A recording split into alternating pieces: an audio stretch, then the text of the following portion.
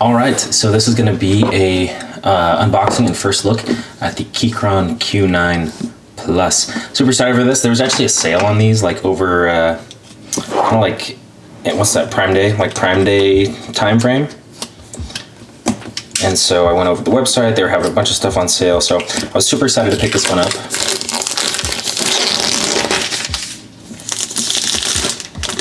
But let's get right into it. Okay, so Keychron Q9 Plus sleek, compact, customizable keyboard. So this keyboard, this one is coming fully assembled with knob, and this is the Q9 Plus version. They also sell a Q9.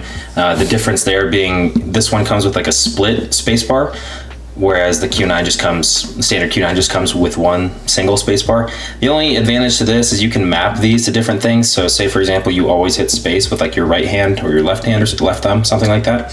Then you could map the other one to do something else. However, I don't really know what I would use the other one for, so I'm just gonna leave it as is. So let's jump right into it. But yeah, Q9 Pro or Q9 Plus, it's a 40% all metal, all the bells and whistles keyboard. A quick start guide. Just comes with some foams for packaging. Some other info here. Check your switch pins before inserting switch straight in.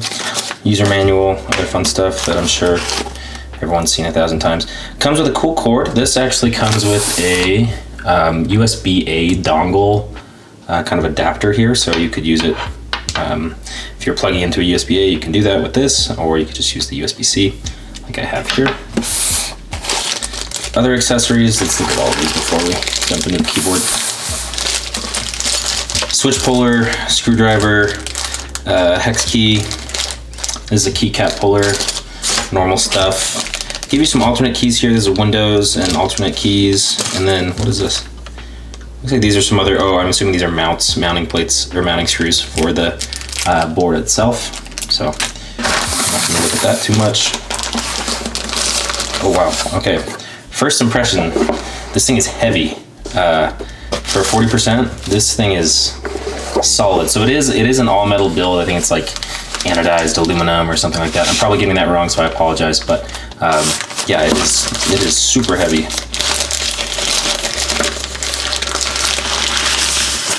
Okay, and here we go. There it is in all its glory. I think this is a really fun layout. I've been looking for like a smaller keyboard, and this kind of fit the bill for me. Yeah, so I think it looks really good. Function keys, Mac, Windows, Shift, you're missing your numbers, and then you don't have a numpad or anything like that, but you still get arrow keys, home. I'm not sure what I would use that for. Oh, there's no backspace. Interesting. Okay.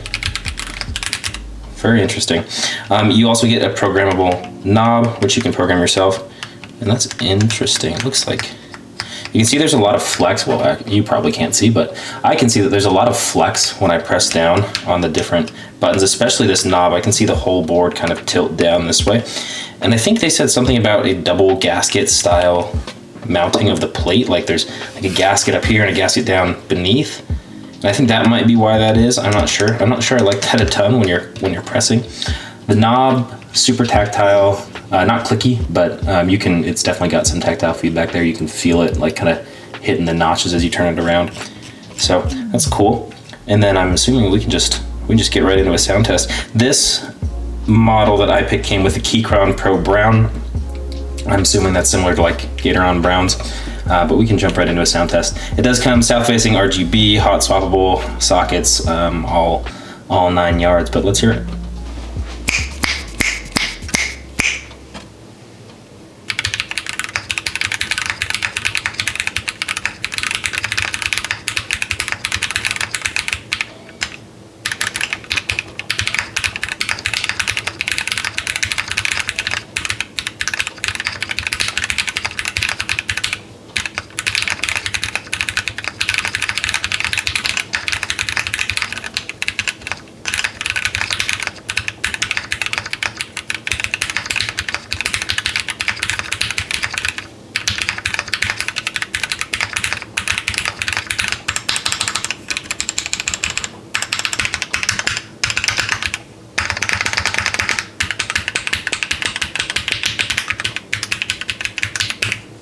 Cool. So that is an unboxing of the Keychron Q9 Plus. Review probably coming soon. I haven't had the chance to use this a ton. Oh, also, I didn't mention this at the beginning, but it does come with Bluetooth as well. You can do Mac, Windows, or is this, maybe this isn't Bluetooth. Is this just a toggle? I'm not sure. I guess we will find out in the review for that as well, but should work for Windows and Mac, and then we have our little USB slot back there. Cool, thanks for watching.